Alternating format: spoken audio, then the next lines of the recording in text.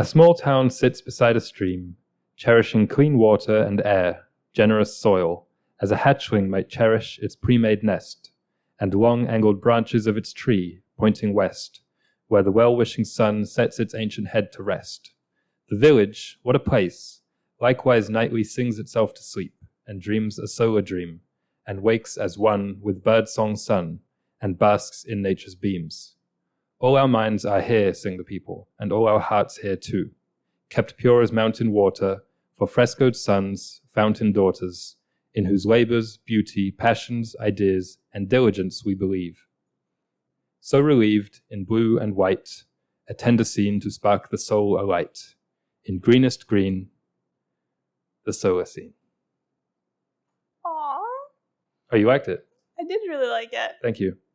I don't think I realize how fortunate I am to have you as a co-host. I feel like I don't need my ego puffed up anymore when it comes to this poetry, because every episode you amp up your praise.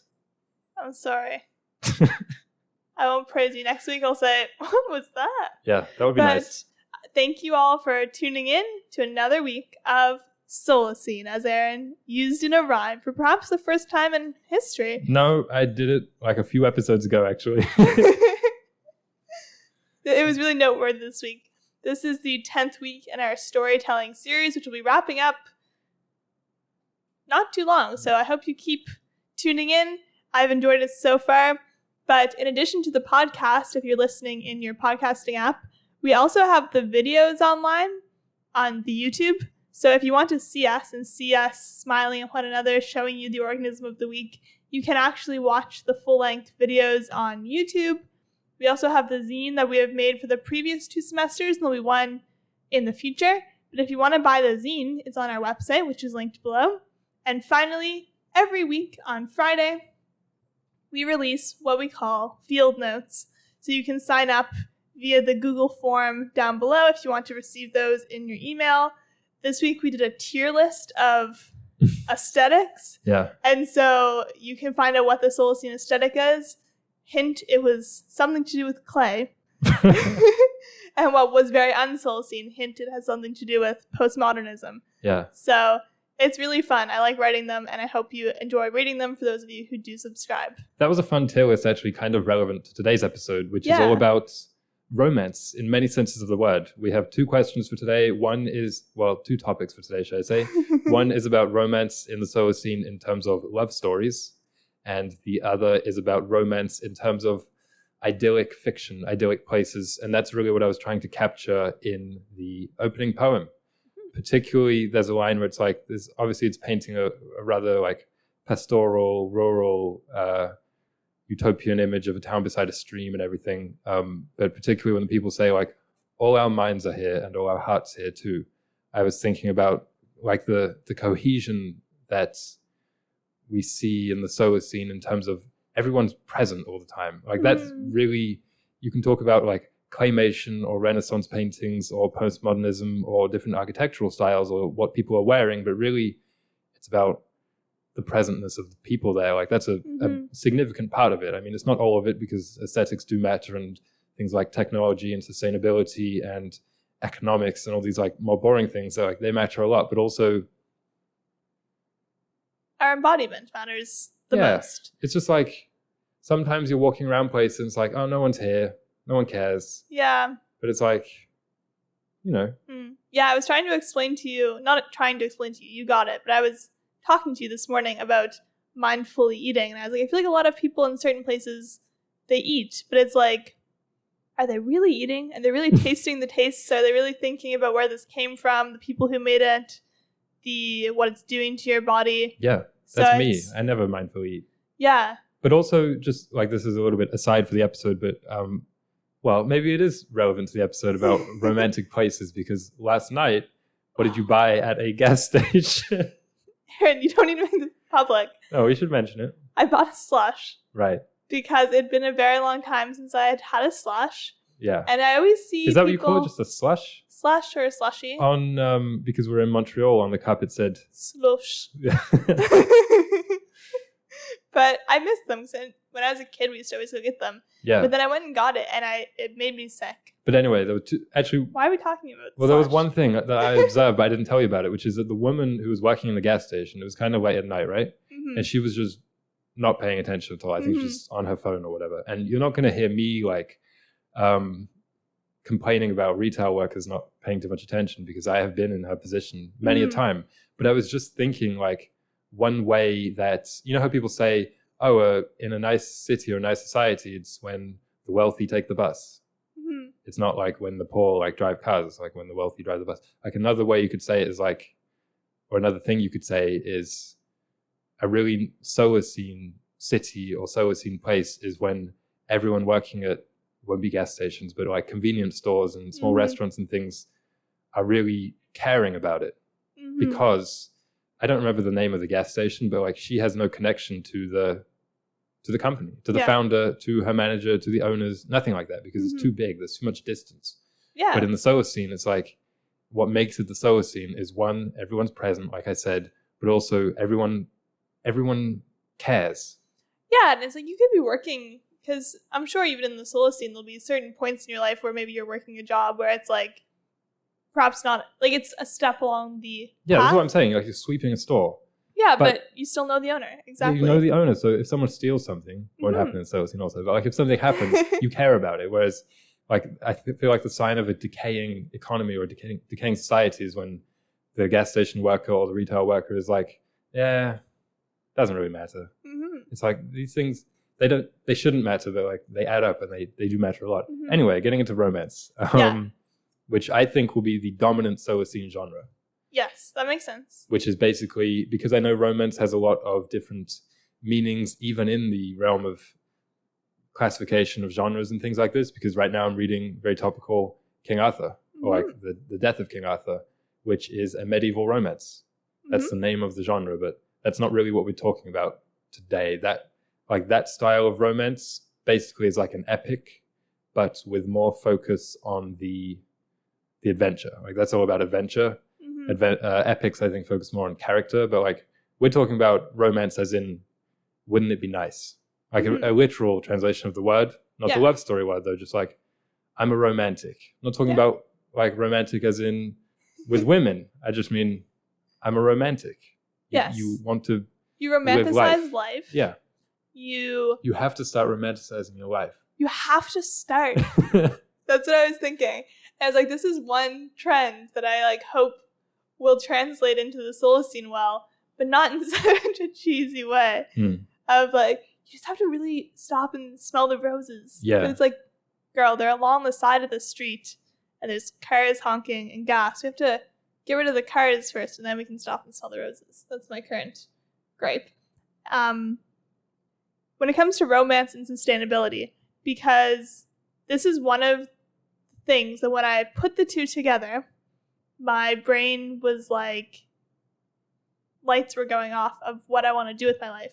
So one of my very first sustainability lectures in university, it was all about Arcadia and the idea of paradise and how that has been used through all of human history to show us an image of Eden, or like what could be, but it's never been.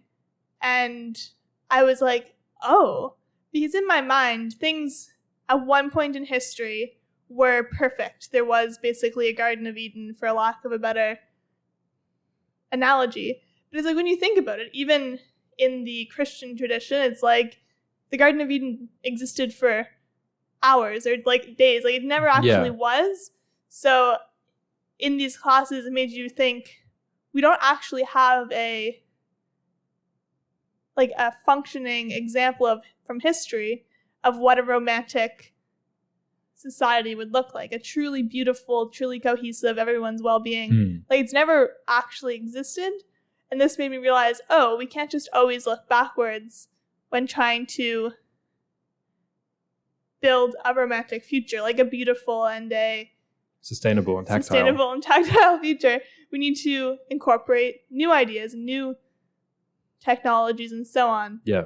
That was just my first thought on this question of like the story of romance. It's like it's always something we are looking back on. I find you never like romanticizing the automated street cleaning industry, or like you never thinking about those things, or automated like energy production in solar panels.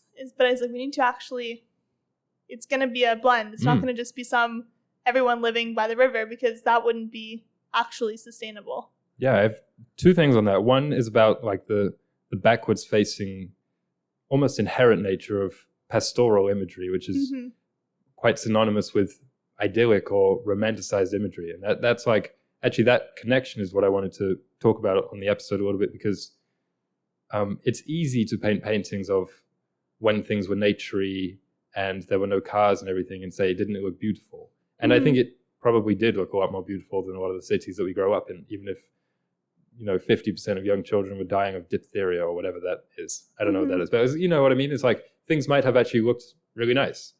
But you talked about a deeper meaning to romance other than just how things look and sound. There's a romance for meaning, for the sustainability of it, for adventure and progress and things like this.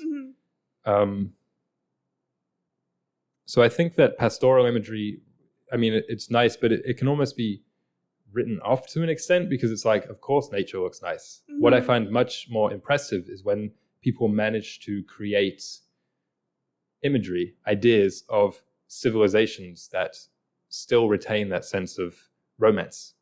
And one thing that I wanted to bring up was solar punk, which is an online aesthetic that we've talked about a lot on the podcast before. It's basically it's urban, but it's about the cities of the future, which will be very green, but also incorporating new technologies, and especially grassroots technologies. There's a real kind of egalitarian sense to it, I think. I mean, it has a lot of economic depth, which isn't really the focus of this podcast, but aesthetically anyway, it's quite Solacene. Like solar punk, Solacene, it's very similar.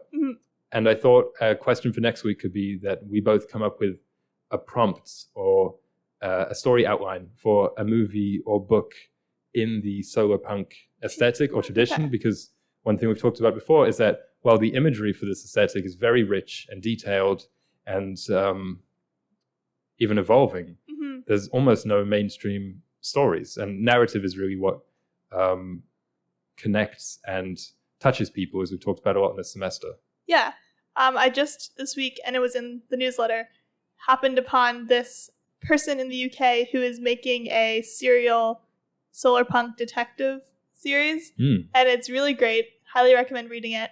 But they also have a newsletter, and they published this week is it solar punk, or is it, what did they call it? Like disaster, like romanticizing disaster. And that was something that I never thought about when it comes to solar punk or like images of like a green future. And I'd never thought of romanticizing in like that sense of the word. But sometimes when you're looking at solar punk stories or solar punk visuals, because it's mainly a visual movement, like art movement, it's like sometimes it is just like a disaster that's been romanticized. It's like, oh, but all the trees will take over, almost in some of the Studio Ghibli movies. There's a post-apocalyptic feel to it. Yeah. That's another thing I wanted to mention, because along with most pastoral, romantic, idyllic imagery being backwards facing, it's inherently, there's a conservatism to it. That I was talking to you a while back about just story structure in general, and how so many idyllic settings in films, books, paintings, whatever, like Hogwarts is a prime example, people find it really nice, and basically the author will describe this lovely place, you fall in love with it, and then they'll show the big bad threat that's trying to change it, and you're like, no, I don't want Voldemort to change it, or whatever it may be. And so the heroes are fighting to conserve the status quo, which is whatever. I don't think it's really like a political conservatism, but it is just a running theme to note between a lot of idyllic stories. But what's interesting about solar punk is that it's the opposite. It's about the heroes trying to change the world to be more like this because of what happens when you look outside the window, what you see. That's something about solar punk that there's a real activism and agency to it that I really find, even that itself is romantic, because there's a sense that we can make the world like this. Yeah. Whereas with all the like pastoral imagery of old, it's almost deliberately out of reach. We can't make the world like that again. Like those times are gone. which obviously is not really a nice thing. Like, it's nice when you hang it up on a wall, but the accessibility of solar punk and I think romanticism in the Solacene will be really cool thing. It gives you more agency than the traditional pastoral imagery, because it's like you can actually see yourself in it. And I find it's hard to strike a balance when I am telling people about Solacene, like why we're doing this. And I feel like the core of it is to empower people and make them feel like they can actually contribute to the Solacene in their daily lives, and like that it actually can come to be. Because when we were in university and originally started a podcast, it was like, I personally felt all of these courses were very good and I felt like I was really learning a lot. But if I tried to tell my parents about it or tried to tell anyone who wasn't in that bubble, they were like, I don't care. Like, they would literally say, I don't care. I can't live that lifestyle. I can't afford it, what have you. And it's like, that's when I realized it was more than just a economic issue or just a environmental issue, that we need to change how we envision the future. Yeah. Because right now, the only future you can envision is death and destruction. That, or everything will be solved by the means of the invisible hand of the market, or everything will be fixed because there'll be a disaster and everyone will have to come together. But it's like, we can envision a future that is attainable through normal progress, instead of having to have some giant disaster or some giant paradigm shift, which I doubt will happen. Yeah. And overnight. also on that note, it's like, as I think I said on the podcast before, and certainly on the field notes, there's a sense of naivety with it. It's like, well, yeah, maybe it's possible, but it's not likely. I mean, look at the gas companies and look at the governments, look at the corporations and the stuff. And we both got degrees in it. Like, we both studied that stuff, and we're quite familiar with Exxon and all that. And it's not the most likely, but wouldn't it be nice? Is kind of what we're saying. Like, that's what the Solacene is like. Wouldn't it be nice? That's the genre. The dream is for the people who are like stuck in that every day, who are stuck fighting the Exxon or the Shell, and they're like, this is like almost an escape for them to remind them that it's actually something nice to look forward to. The booster shot. Yeah. Also, I was reading Conan the Barbarian, and the introduction to that book, they were kind of describing the age that the creator, Robert E. Howard, the author, had drawn up, really, like this era prehistorical. And it was talking about this, that's the core of adventure fantasy. It can be way in the past or way in the future or set in space or whatever. And it's like, these things aren't likely. They're not impossible. Like, there could have been whole civilizations before recorded history, but it's very unlikely. But wouldn't it have been cool? Like, that's what I think. It's like, wouldn't it be nice though? And so why not just kind of suspend your disbelief for a second and listen to Solacene at Solacene on Instagram. This is all just like such a plug for Solacene. Well, but this topic is inherent to what this podcast is. Like, we are basically trying to be romantic fiction. Like, that's what this is trying to do every week. Yeah, exactly. Also, on that note, because I've skirted around it many times and called it romance or fiction or pastoral or idyllic, we should come up with a genre name for what I think this will be, like the dominant genre. Like, there's some movies like this today where it's like, you already mentioned some, like the Ghibli movies. These are pretty much just nice. Like, they're just nice to look at. There's barely any plot. The characters don't matter that much. And it's just, wouldn't it be nice if the world looked like this and the world was like this? But I think there should be a name for that type of genre. Okay, perhaps it's a question for next week. Yeah. Because I don't think I can come up with it on the spot. There are the idols. IDYLLS. Okay. Like idyllic, that's where that comes from. Which were basically just pastoral poems romanticizing kind of everyday life. They were like mostly ancient. Theocritus wrote some, Virgil wrote some, which are really famous. And like, they persisted a little bit into Renaissance times, and I think was like one of the things that spurred that movement. And also like Romanticism, which is another genre, another use of the word, which we haven't talked about, like the 19th century paintings. Yeah. But idols, I don't know, it doesn't sound that good. No, Next week we can come up with something. Something better. Yeah. Yeah. One thing I was thinking about with Romanticism in the Solacene is another part of our motto, surprise, surprise. And it's like things will be more tactile in the storytelling.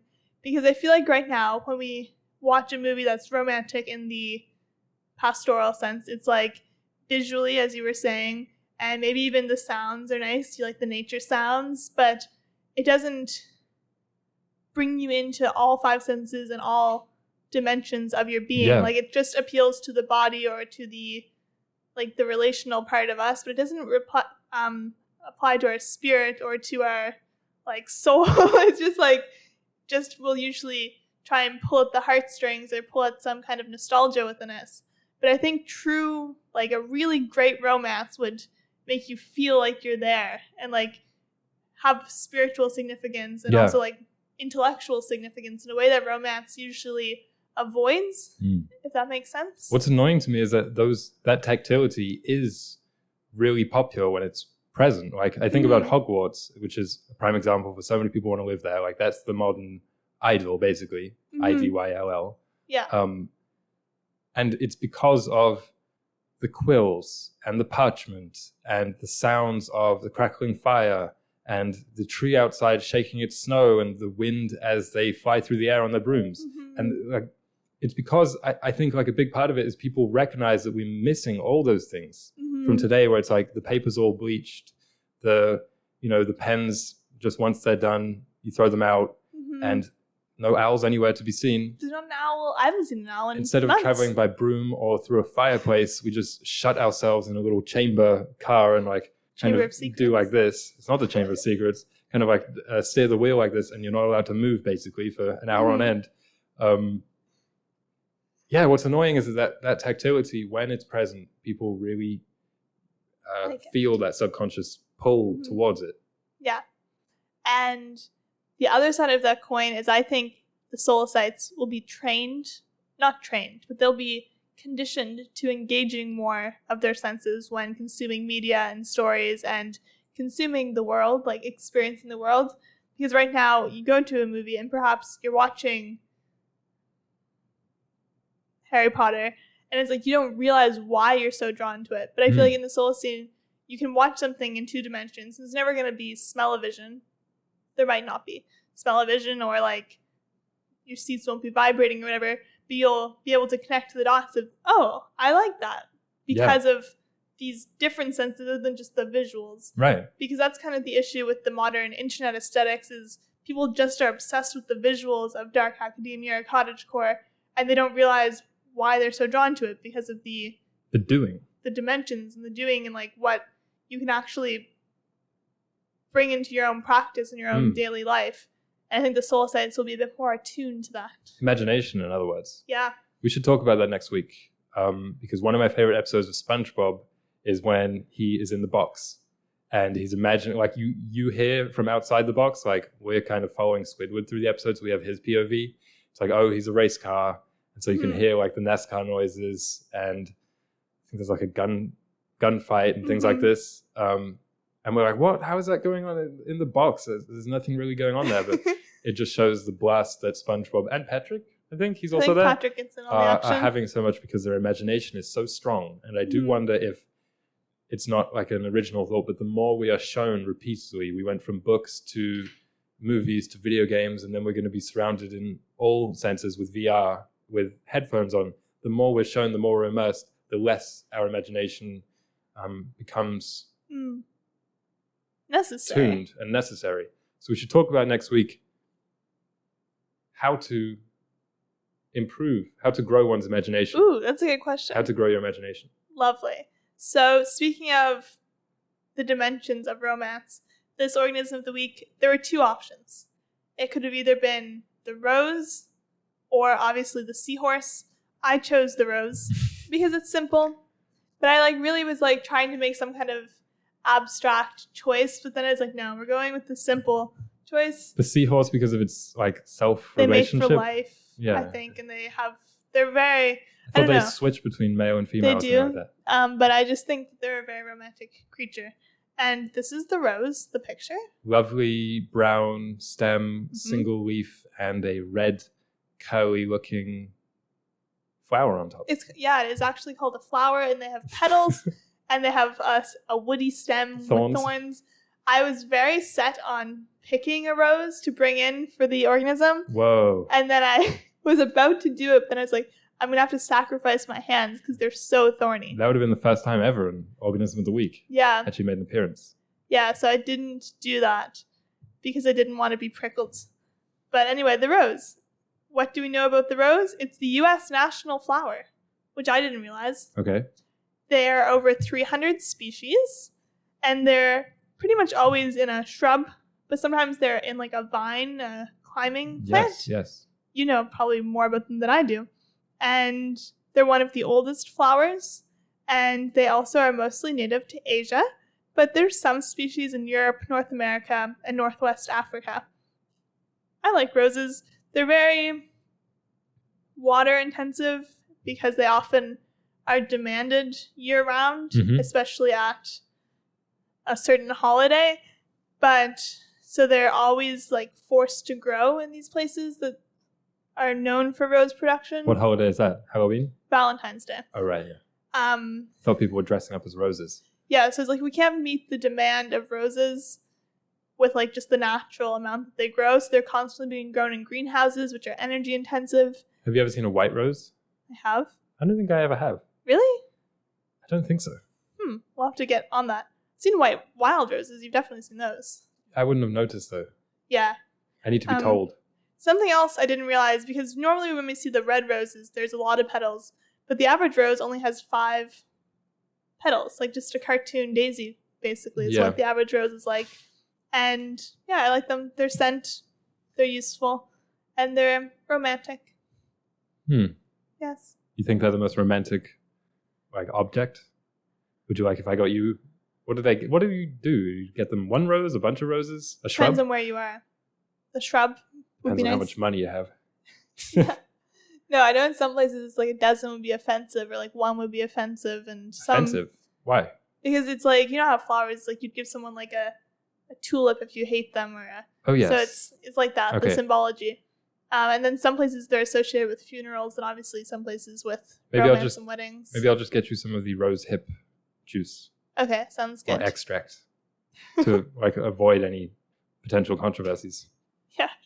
Then I think you're trying to say something about my like complexion. Romance in the Solacene. I originally was like, okay, romance in the Solacene, what will that look like? So now we're moving on, we should say, like now we're moving on to romance as in love, as in we're giving roses to each other out of romantic attraction. I literally was like, oh, I'm going to be so smart when I was taking my notes, and I had 2 headings, and I put romance in the Solacene as a kid, and the other one will be like romance in the Solacene. Because in your head, they're just I actually wrote exactly that on my paper. Yeah, and then I wrote it again, I was like, that's just the same thing. But I put a little heart next to one of them. Okay, so romantic love. And I learned about something new this week, and it was about Plato's Ladder of Love. Do you know about this? No. No, neither did I. So in his Symposium, which is a book or thought experiment of, okay, there's a bunch of these philosophers around a table, and they're having a conversation, and the conversation goes towards each person telling what love is. And then when Plato, it's his turn to speak, he says it's like a ladder. And to me, when you think about love, you think probably the top rung of the ladder would be like romantic love. It's what we all strive for. Yeah, but I wouldn't think that's what Plato thinks. Well, it's not. No. He thinks that is the bottom rung. He's like the instinctual, the lustful, the physical attraction to another person or object or what have you is the bottom of the barrel. And then you climb up into, there's beauty in everything. That's the second rung. I can see beauty in all people, in all things. And then in the middle, it's platonic love. It's love without love without eyes, just like loving someone, caring for them, and that type of love. And then the fourth rung is the love of fine ideas, activities, institutions, the love of democracy, perhaps, if you were him. And then the top one is agape love, spiritual enlightenment, love of God, realizing that he loves you and you love him, or perhaps it's not God, but love of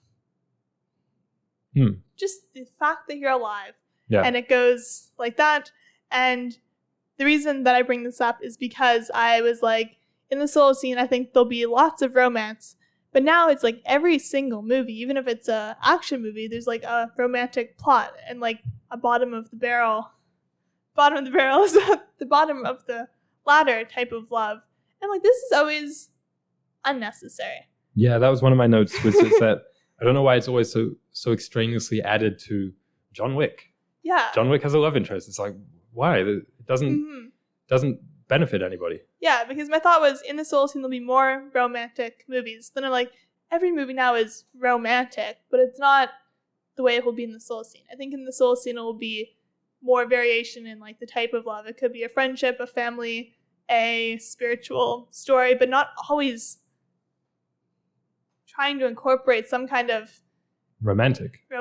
Yeah, like, oh, they met and they fell in love, and then it's like, but he's a doctor, he's John Wick. Like, we don't need to see that. That might have actually done something towards the distance that we feel between each other socially now. I'm not like, it wasn't just because of stories, but maybe the fact that stories are either like the love shown in stories in movies, let's say, is just romance or nothing. Because it's rarely about a mother and son, a brother and sister, two sisters, a mother and her daughter, like two college friends or something. Like it's very rarely about friendship or familial love or anything like that. Like it's almost always, if it's about people, it will be a romantic love story. And maybe that has done something to the fact that like that's how we contextualize everything these days. One of my least favorite like additions to the storytelling, to just like the tropes around us lexicon over the last few years has been bromance. It's like, that's just called friendship. Why do we have to contextualize it as if they were like love interests? It's just called it used to just be called friendship. But now we have to come up with some like word for it that's informed by the only way that we know how to talk about love now, or narrativize it anyway. Yeah, that's interesting. I was reading a bunch of a bunch of articles about what rom-coms and what romance novels and all of that jazz has done to us. And do you think it's a good or a bad What do you mean? Romance? Rom-coms? Rom-coms, those romance novels, just like... Those romance novels. Walmart? The Walmart ones, yeah. Well, I don't think we would talk about those in this in this podcast, because it maybe goes a little bit outside the realms of what we're comfortable talking about, even in the topic of romance. But in terms of rom-coms, and something else I identified was, even more so than the movies, the TV shows that are all about following a cast of characters, like Friends, whenever it was all about, he's got a new boyfriend and what's going on with them, following a cast of characters or even one character through their love interests, usually many in their 20s or 30s or teens or whatever, is that it's weird how intimately people like to follow those things. I don't think it's good. I don't think it does us any good, especially when it's like from a young age. I don't know why there's so much middle school, elementary school, high school shows that, you know what I mean, show like the dating landscape for teens, tweens, and children as if they were all adults. I find that especially bizarre. But in general, I think like that's not good. We do it not only in the TV shows, but also in the actual actors. We care about Brad Pitt's new wife, or, like all that celebrity drama. There's the stuff that falls kind of in between real life and the TV shows, like the Kardashians also. It's like, why do we...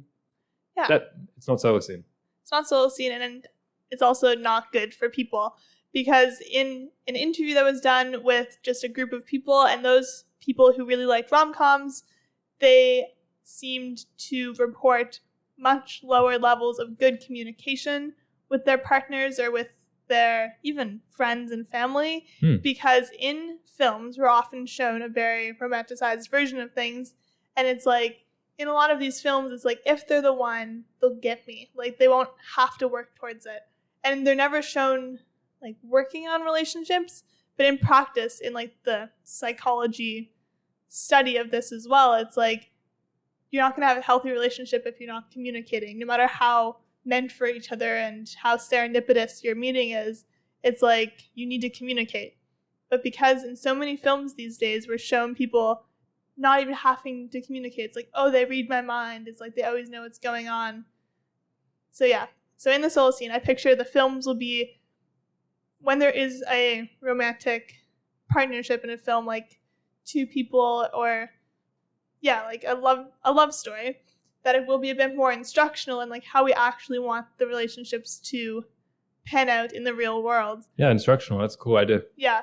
And informed by psychology. And they don't have to all be like metaphysical, trying to like shape everyone into the exact same mold, because that wouldn't be good. But it's like actually being a little bit more realistic, but not in a sense in a positive way. In a positive way, yeah. Because anytime you hear like, oh, it's a realistic love story, it's them falling apart. It means, it's always about destruction and way too much drama, cheating, affairs, someone's hiding a bunch of money from the other, whatever. Like, and I think that's weird. And I know like people are grey in real life, and nothing's ever as easy as it is in the Disney films or whatever. Mm-hmm.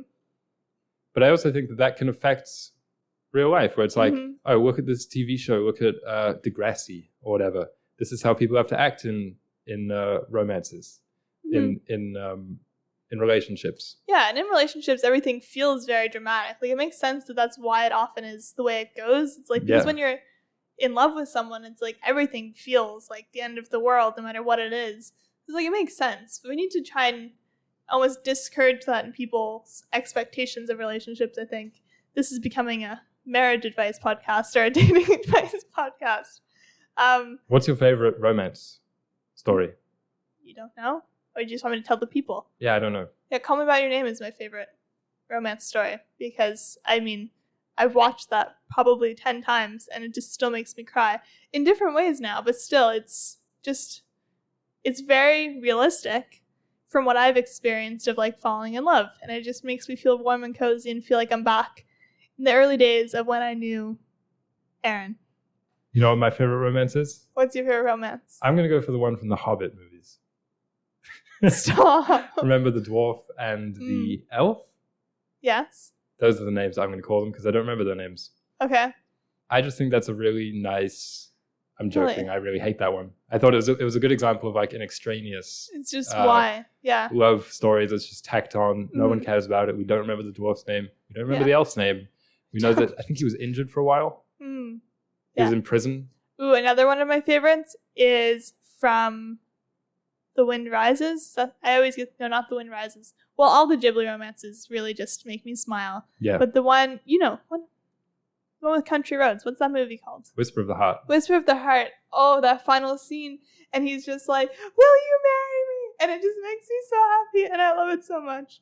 Oh, my. Yeah, I think there's a way to idealize things without reducing them, without making them seem silly. I mean, I think personally there's, like in the Solacene with romance stories, there will still be a prominent place even for the archetypes of the soulmate, the meet cute, things like this, the big dramatic proposal. Like, I think that's nice, and that simple kind of idealized purity, just the smiliness of it. I feel like that's missing from a lot of romances today. They're so cynical, while also retaining what you talked about. Like, there can be a sense of realism and instructional. Like, these things can coexist. It kind of gets my goat a little bit. I don't know why I said that. When people like criticize the 2D Disney animated fairy tale princess movies because the romances are so silly and unrealistic. It's like, well, yeah, of course it's unrealistic. It's fiction. It's fiction. It's not like real life. That's why people like it. Wouldn't it be nice? There's that phrase coming out again. It's like, well, wouldn't it be nice if it was like this? Yeah. I had, for the Solacites watching films, because it's like we're talking a lot about the films or the actual stories themselves, but for the people consuming it, I think they'll be a bit more trained to not always have to see themselves in romance as well. Yeah, exactly. Because right now it's like, well, I'm not like them. I'm not a princess. I'm not like... Doesn't matter. It's just like, you can learn from it or just enjoy it. Call me by your name. You're quite different. I'm not a man. I'm also not Elio, although that would be the dream, wouldn't it? Just playing your guitar all day in your vineyard. It's going to be me soon. So how I started this section about the different types of love, I was thinking in the Solacene, that'll just be a more explicit, like having the language to articulate those types of love. Because right now I feel like there's almost we're like stuck in a certain point. And it's like, oh, sometimes you'll like have a moment of like spiritual enlightenment or a relationship with a friend that's like, oh, this is like true love. Like this is platonic true love. But I feel like we'll almost have the intellectual and emotional intelligence to articulate these different feelings and also like know when they're going on so that we don't end up being like confused and being like, well, am I in love with them? It's like you can be like, because you can love your family and you can love, but like we'll have the knowledge to actually make that happen. And I think it'll often come from the media because that's how we learn these things. It's hard to learn them from a book because you can read a book about the theory of love and it's like, you're not gonna. Oh, you mean a nonfiction book? Yeah. Yeah, I don't like those. So it's like, I think this intelligence will come from stories. And that's kind of what it's all about. Nice. Wrapping up. Do you have any like final statements? Or like a wish for the people listening for the week? I hope you find love because I'm always grateful that I have. I'm still looking. My wish for the people is something that I iterated on field notes a few weeks ago, which is that because I'm kind of a mediocre poet, but I'm always trying to write poetry, and I feel proud of it sometimes when it's good, and when I feel like I have described something in a way that doesn't do it a disservice, because I like writing poems about nice things, because that will like secondhand make my poems kind of nice.